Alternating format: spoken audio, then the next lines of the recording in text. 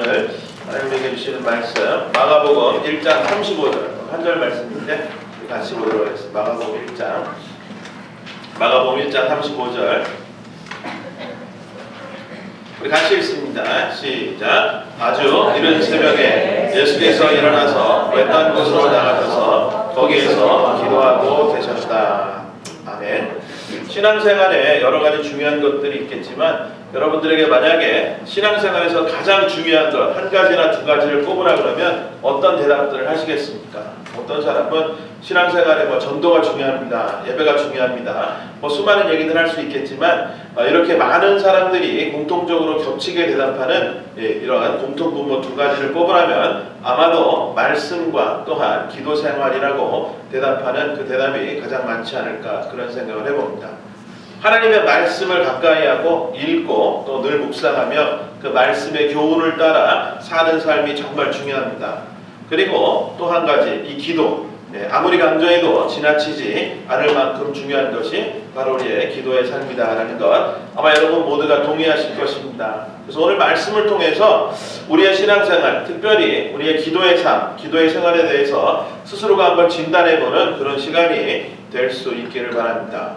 먼저 여러분들이 예수 믿는 그 순간부터 아니면 예수 믿지 않는 사람들도 위기가 닥쳤을 때 하나님을 찾으며 기도하는 그러한 사람들 어떤 목사님들은 이런 일들을 통해서 그것이 나도 모르게 내 안에 있는 그런 하나님의 창조성 이런 것들 때문에 아버지를 찾게 된다라고 말하시는 분들도 있지만 anyway 우리가 기도하는 것 누구에게 배우셨습니까?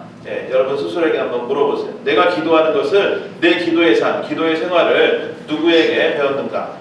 그 다음에 또한 어떻게 배우셨는가? 그리고 여러분들 기도에 대해서 다 배우셨습니까? 나는 기도에 대해서 다 안다, 다 배웠다. 그래서 내가 알고 있는 만큼이 어느 만큼이며 그 기도에 관한 지식이 어디서 왔는지 이것을 한번 잠시 생각해 볼 수 있으면 좋겠습니다. 여러분 사실 우리는 누구나 신앙생활을 함에 있어서 기도의 전문가가 되어야 됩니다. 맞아요? 여러분들 목표를 잡으실 때 나는 기도의 전문가가 되어야 되겠다. 물론 말씀의 전문가 이렇게 되어도 좋겠지만 누구나 다 신학교 가서 또 말씀을 배우고 이렇게 할 수는 없는 그런 형편 속에서 하지만 기도에 관해서는 사실 신학교 가도 별로 가르쳐주는 게 없습니다. 그래서 기도의 전문가는 목회자든 성도든 누구나 예수 믿고 나면 나는 기도의 전문가가 되어야 되겠다라는 그 결정이 우리 안에 이미 있어야 하는 줄 믿습니다. 그래서 기도에 있어서만은 아마추어가 아니라 내가 프로페셔널한 그러한 기도의 용사가 되어야 되겠다라는 그 결단이 우리에게 있어야 합니다. 그러려면 좋은 스승에게 잘 배워야 됩니다. 맞아요? 그래서 여러분의 스승이 누구냐 그거예요. 가장 처음 내가 예수 믿고 신앙생활 했을 때 그때의 그 교회에 가르치시던 목회자 이런 사람들이 나의 스승일 수 있습니다. 그리고 또한 우리의 곁에서 내 곁에서 늘 믿음의 본을 보이셨던 내 어머니 아버지가 내 기도의 스승일 수도 있습니다. 아니면 우리의 믿음의 선진들, 성경에 나오는 기도의 용사들 이런 사람들을 통하여서 우리가 기도를 배울 수도 있습니다. 그리고 또한 우리가 교회, 신앙생활에 했던 교회 안에서 또 보고 느꼈던 어떤 믿음이 훌륭한 분들, 그런 기도의 용사들, 그런 집사님들을 통해서 우리가 기도를 배울 수도 있습니다. 이 모든 것들이 틀린 방법이 아니라 다 좋은 방법이지만 역시 가장 좋은 초이스를 고르려면 가장 좋은 스승을 고르려면 누가 되어야 합니까? 마땅히 예수 그리스도 예수님이 우리의 기도의 선생님이 되어 주셔야 한다. 여러분 인정하십니까? 오늘 그래서 이 예수 그리스도의 말씀을 통해서 우리가 정말로 기도에 대해서 한 수 제대로 배우는 그런 귀한 말씀의 축복의 시간이 되어지기를 그렇게 소원합니다. 본론적으로 들어가서 아마도 눈치가 빠른 분들은요 이미 본문을 읽는 순간 야 오늘 저 목사님이 이런 말씀을 강조하시겠구나 라고 넘겨짚는 그런 것들이 다 있는 줄 압니다. 오늘 말씀 다시 한번 보면 아주 이른 새벽에 예수께서 일어나서 외딴 곳으로 나가셔서 거기에서 기도하고 계셨다. 제가 뭘 강조할 것 같을까요? 아마 우리 목사님이 요즘 이렇게 새벽에 사람들이 너무 안 오니까 새벽 예배를 오늘 아마 강조할 것이다. 정답이 맞습니다. 딩동댕일까요? 딩동댕이 아니라 땡입니다. 땡. 사실은 여러분이 생각하는 대로 우리가 이 구절을 가지고 얼마나 많이 새벽에 나와서 기도해야 된다라는 당위성에 대해서 말씀을 들어왔는지 모릅니다. 그렇지만 오늘 성령께서 우리 가운데 나누기를 원하시는 그 말씀은 그 시간적인 시점을 뛰어넘는 그 무언가가 이 구절 안에 담겨져 있다는 그것을 발견할 수 있어야 됩니다. 물론 오늘 말씀 가운데 시간적으로 예수님께서 새벽에 일찍 기도하셨다라고 기록되어 있지만 사실은 이렇게만 접근하면 우리가 지난번에 나눴던 것과 같이 크로노스의 그런 시간적인 관점으로 접근하는 것밖에 되지 않는다. 그렇지만 우리가 몇 달 전에 설교하고 기억나시나요? 카이로스적인 그런 시간의 관점으로 오늘의 말씀을 접근할 수 있어야 됩니다. 다시 말하면 쉽게 얘기하면 주님이 어느 시간에 몇 시 몇 분에 기도했는지 그것을 보는 것이 아니라 주님의 삶 가운데에 주님의 그 여정 가운데에 오늘 기도하신 이 시점이 어느 시점인가라는 그런 카이로스적인 개념으로 말씀을 대해야 됩니다. 오늘 말씀이 설명하는 아주 이른 새벽이 언제입니까? 다른 말로 이 날이 어떤 날 이후에 따라오는 날이었는지 그것을 기억할 수 있어야 돼요. 바로 우리가 지난주까지 말씀을 나눴던 정말 많은 일들이 있었던 안식일이 지나고 그 다음날 새벽이 바로 오늘 35절 시작하는 이 말씀이 시작하는 시점이 된다.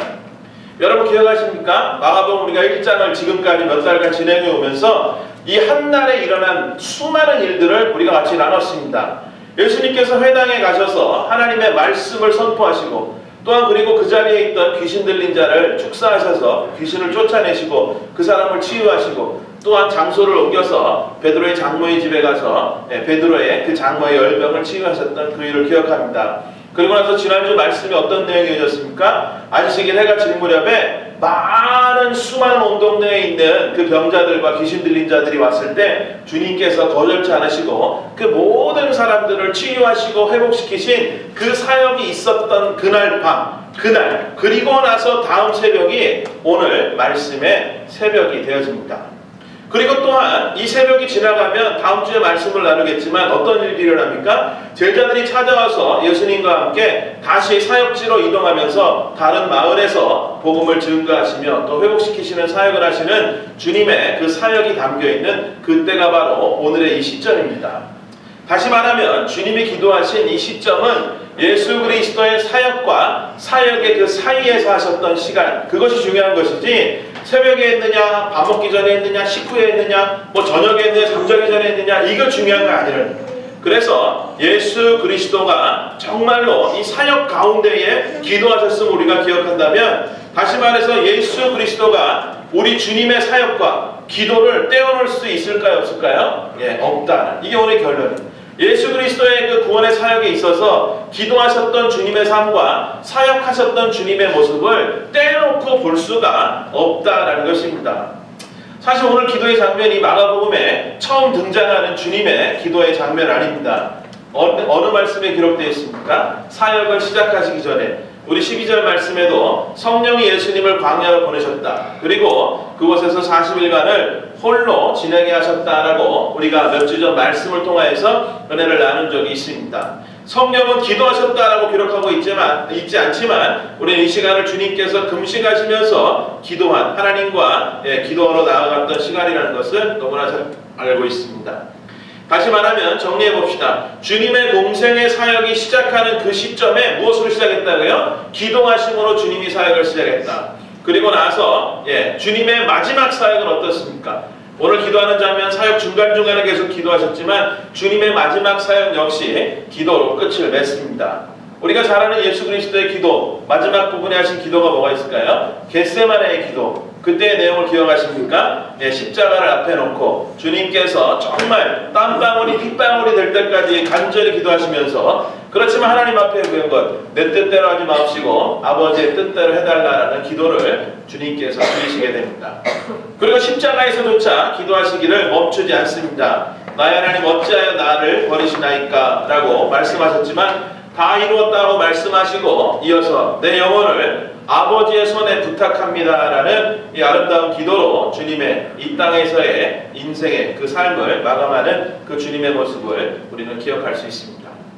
다시 얘기하면 시작도 기도로 하셨고 사역도 기도로 하셨고 그리고 마지막 정리까지도 기도로 마무리하셨던 그것이 바로 주님의 온 생이었다라는 것을 우리가 말씀을 통해서 주님의 삶을 통해서 배울 수 있다는 것입니다. 그렇다면 작은 예수를 꿈꾸는 우리의 삶은 어때야 되는가? 바로 우리도 마찬가지로 주님께서 하셨던 이 기도의 삶과 같이 우리도 마찬가지로 기도의 삶을 살아야 한다. 여러분 동의하십니까? 부름받은 제자의 삶을 살아가는 우리라고 한다면, 즉 하나님과 하나님의 부르심에 따라 살아가는 제자의 삶을 내가 살기를 원한다라고 우리 안에 결단이 있다면, 기도가 내 삶의 모습과 따로 떨어뜨려서 볼 수 없다라고 우리는 결정하며 생각하며 결단하며 나아가야 됩니다. 절대로 기도 없이는 그 삶을 살아낸다고 말할 수도 살아낼 수도 없음을 우리는 알 수 있어야 됩니다. 여러분, 새벽이 중요한 것이 아닙니다. 기도가 내 삶의 전부가 되어야 된다. 내 삶의 어느 시점을 떼어놓고 본다 할지라도 그 내 삶을 통해서 그 시절에 나는 기도하는 삶이었다라는 그 고백이 우리 가운데 나올 수 있도록 우리는 기도하며 살아가야 한다는 것입니다.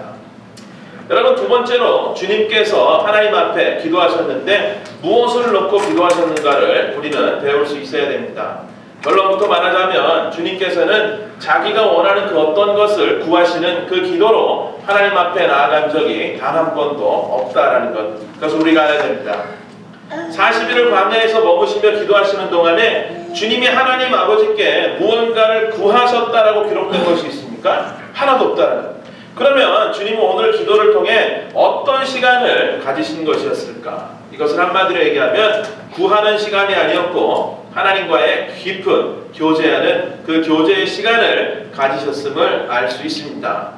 여러분, 어떻게 이것을 증명할 수 있을까요? 가장 먼저는 사람을 창조하신, 인간이 지어진 그 목적을 우리가 다시 한번 본다면 그 해답이 분명 나올 수 있습니다.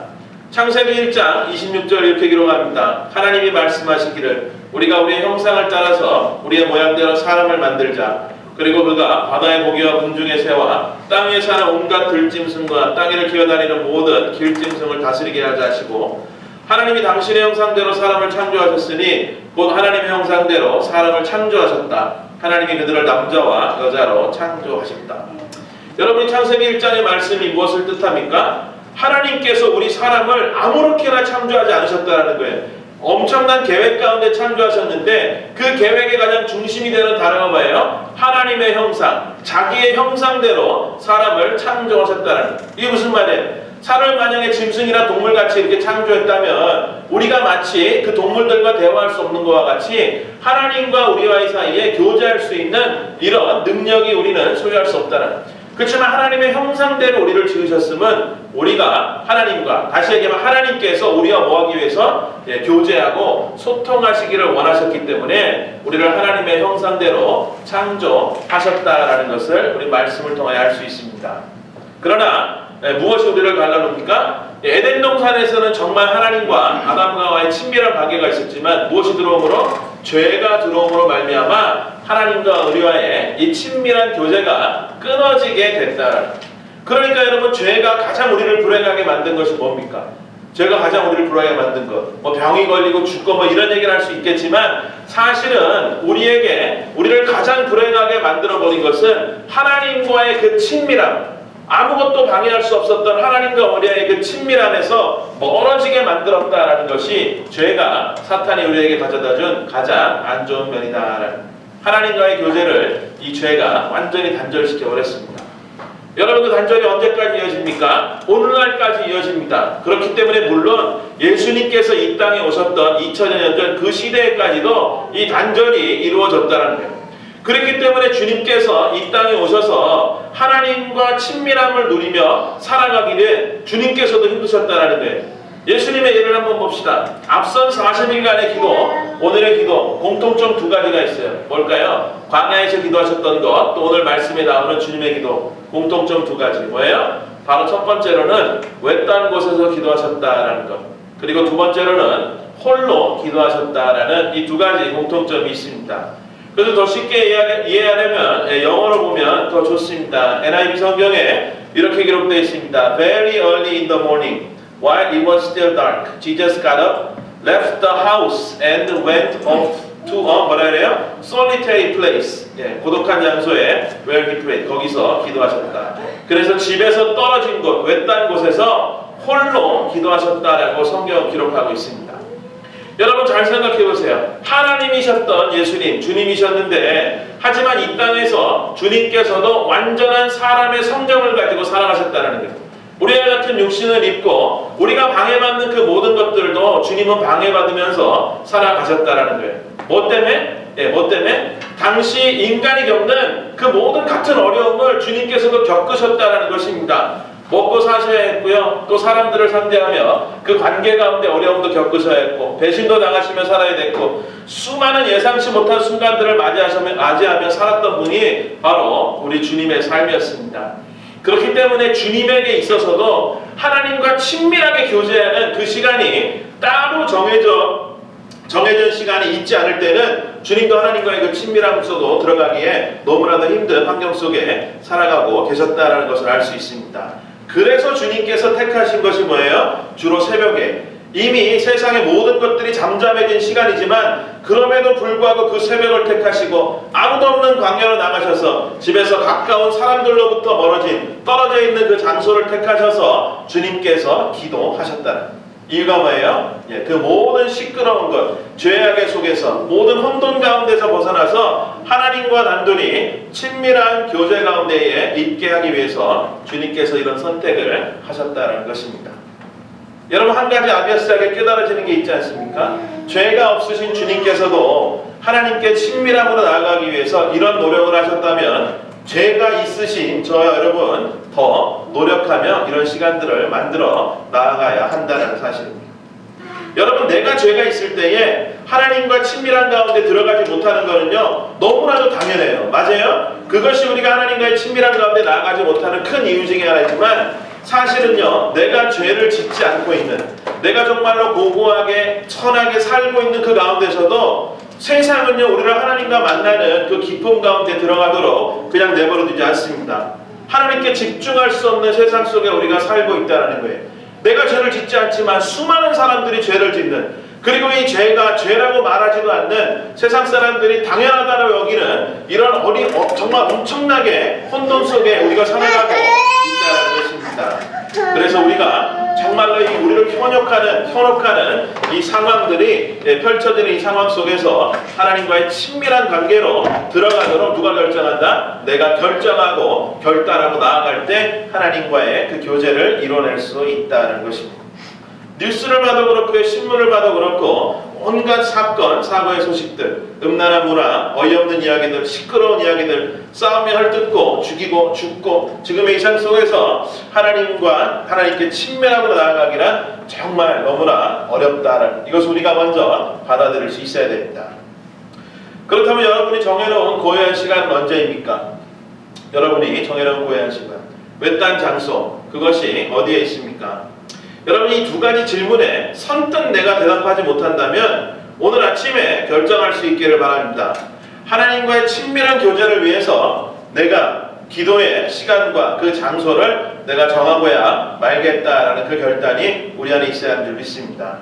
물론 함께 예배하는 이 시간을 통하여서 함께 기도하며 나아갈 수 있지만 그렇지만 우리에게 정말 필요한 것은 고요한 자리에서 하나님과 나, 세상과 나는 감것 없고 구속한 그 주님만 배우는 그 시간을 우리가 분명히 가질 수 있는 개인적인 기도의 시간이 꼭 마련되어야 합니다.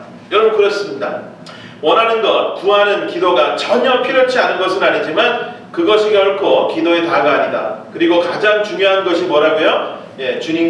하나님과의 친밀한 교제에 있다. 한번 따라해 봅시다. 기도는 구하는 것이 아니라 하나님과 교제함이 목적이다.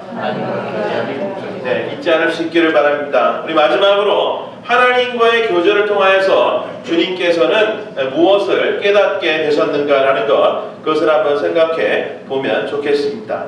우리 요한복음 14장 10절 말씀에 주님께서 그 삶 속에서 제자들에게 이런 말씀하십니다. 내가 너희에게 하는 말은 내 마음대로 하는 것이 아니다 라는 말씀을 하십니다. 이게 무슨 말이에요? 내 뜻대로 하는 것이 아니라 하나님께서 내게 주신 그 마음을 가지고 내가 너희에게 말한다라고 주님이 말씀하신다라는.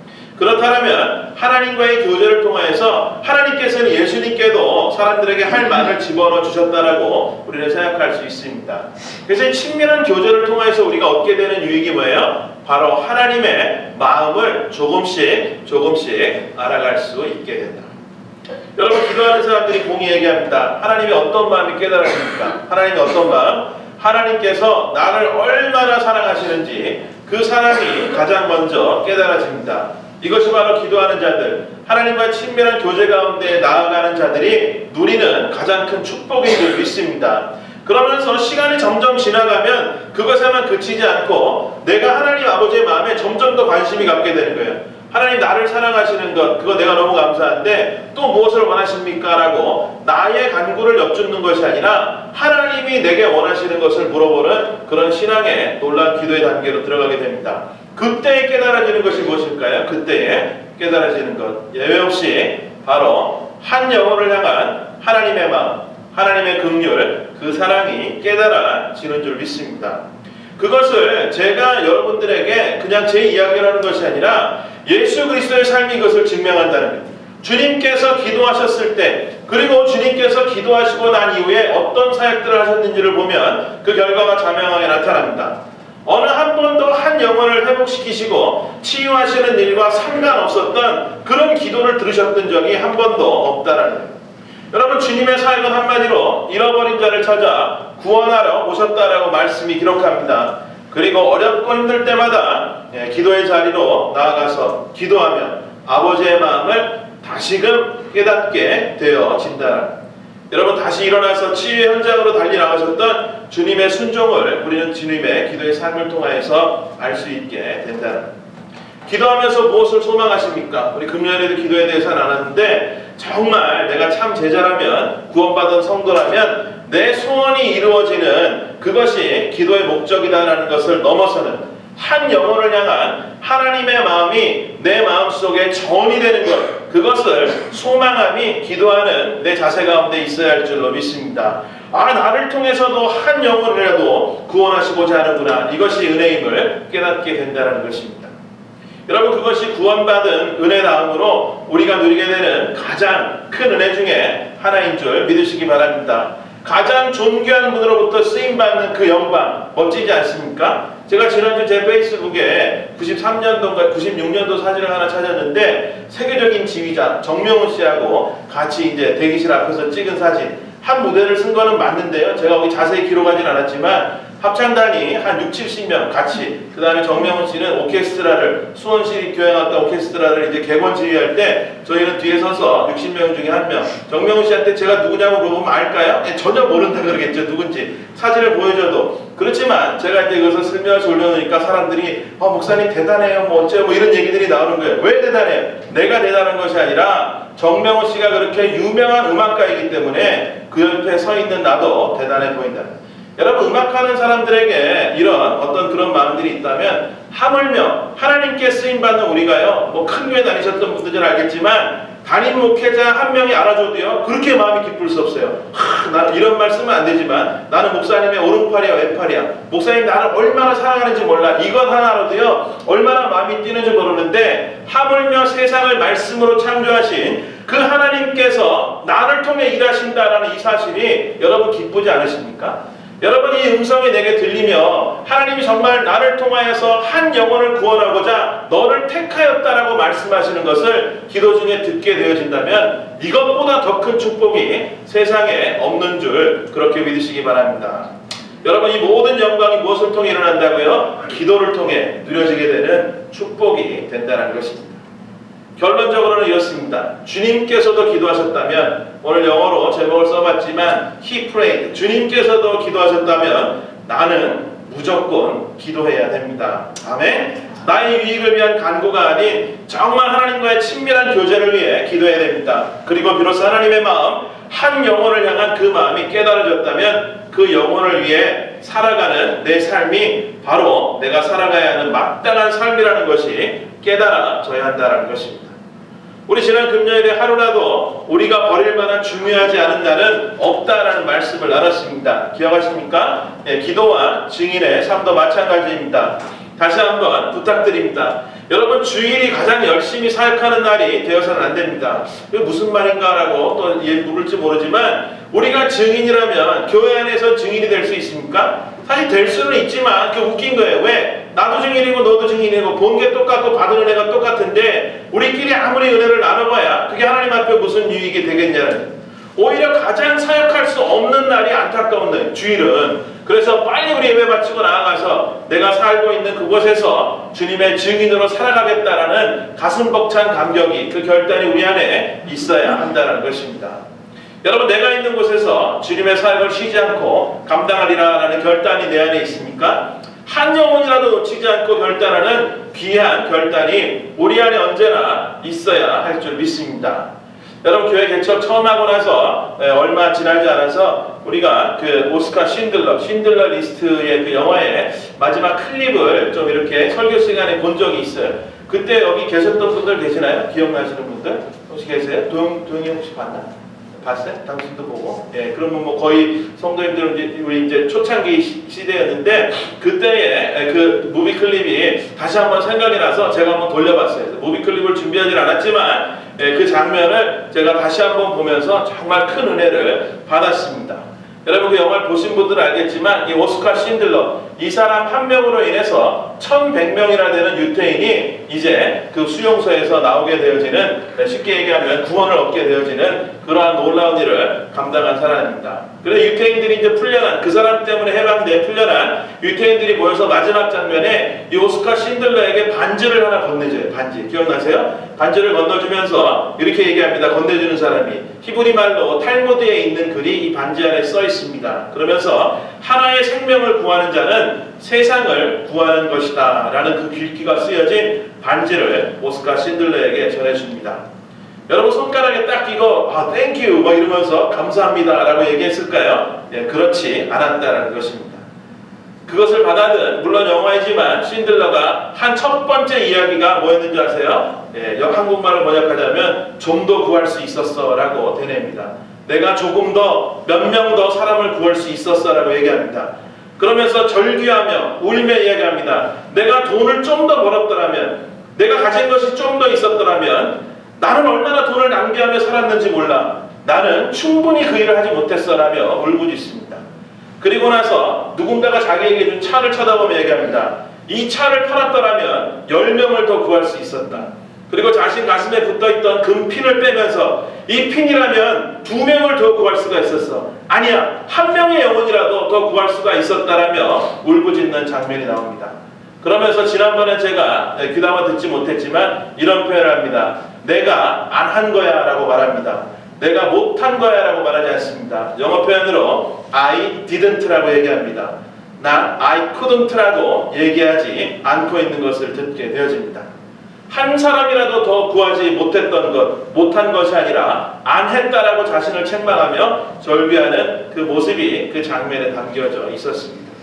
그러면서 말씀 하나가 떠오릅니다. 누가복음 15장 4절 말씀. 너희 가운데 어떤 사람이 양 100마리를 가지고 있는데 그 가운데서 한 마리를 잃으면 99마리를 들에 두고 그 잃은 양을 찾을 때까지 찾아다니지 않겠느냐. 예수님께서 비유로 제자들에게 말씀하신 그 말씀입니다. 여러분, 기도할 때에 주님께서 하나님께 물을 때에 하나님께서 주님께 주신 마음이 바로 이 마음이라는 거예요. 동일하게 우리가 하나님 앞에 기도하며 나아갈 때에 하나님께서 우리에게도 동일하게 이런 한 영혼을 향한 하나님의 마음을 우리에게 증거하여 주실 줄 믿습니다. 금요일에 우리가 기도에 대해 정리하면서 하나님의 가슴이 뛸 만한, 주님의 심장이 떨릴 만한 그런 기도의 제목을 찾아내자라고 이야기했습니다. 여러분, 찾아내셨습니까? 여러 영역이 있을 수 있겠지만 결국은 한 가지 주제를 가지고 있습니다. 그게 뭐예요? 한 영혼, 그 영혼을 향한 마음을 갖게 해달라는 그 기도야말로 하나님의 마음을 움직이는, 하나님의 마음을 흥분시키는 그런 기도의 제목으로 나설 수 있게 된다는 것입니다. 이제 저희가 7, 8월을 지나면서 모든 것을 좀 이지하게 가자라고 했었던 그런, 저희가 그렇게 얘기도 하고 교회적으로도 모든 이제 이게 행사도 자제하고 이렇게 지나왔는데, 오늘 말씀을 준비하면서 제가 이것이 결코 잘한 것은 아니다라는 생각을 다시 한번 성령께서 깨닫게 해주십니다. 우리가 쓸데없는 그런 바쁨으로 가자는 이야기는 아니지만 정말 우리가 단 한 날이라도, 단 한 주라도, 단 한 순간이라도 주님의 마음에서 멀어지는 그런 잘못을 범하지 않을 수 있기를 바랍니다. 정말 오늘 말씀을 통하여서 결단하였다면, 그렇구나, 내가 정한 시간에 정한 장소에서 하나님과의 교제함으로 나아가겠다. 하나님이 마음 주실 때에 한 영혼을 위하여서 더욱더 헌신하며 충성하며 나아갈 수 있는 저와 여러분 모두가 되어지기를 주의 이름으로 간절히 축원합니다. 여러분 10월이 되면 행복한 만남이라는 그런 전도주의를 우리가 갖고 있습니다. 작년에 한번 드렸고요. 그 다음 올해 두 번째로 계획하고 있는데 그때에 저희가 권면하는 것 한 사람이 최소한 3명 뭐 교회 다니는 사람 데려오고 이런 것이 아니라 예수 믿지 않는 그런 예수님을 모르는 영혼들 최소한 3명 정도는 우리가 늘 기도하며 그들을 전도하기 위해서 노력해야 되지 않겠는가라는 그런 권면을 드리고 있습니다. 그래서 우리가 이제 10월달이 되면 이제 행복한 만남 그날에도 하나님께서 나를 통하여서 영혼들을 구원시키실 것이다 라는 그 기대와 소망을 가질 수 있기를 바랍니다. 오늘 제목만으로도 우리에게 많은 것을 깨닫게 해주십니다. He prayed. 주님께서 기도하셨습니다. 그렇다면 우리도 기도해야 됩니다. 기도하는 삶으로 나아갈 때에 정말 하나님께서 우리와 함께 하시는 그 놀라운 축복이 기도할 때마다 저와 여러분의 삶 속에서 넘쳐나는 그렇게 되어줄 수 있기를 주의 이름으로 간절히 축원합니다. 우리 같이 한번 기도하겠습니다. 우리 말씀을 기억하면서 우리 한번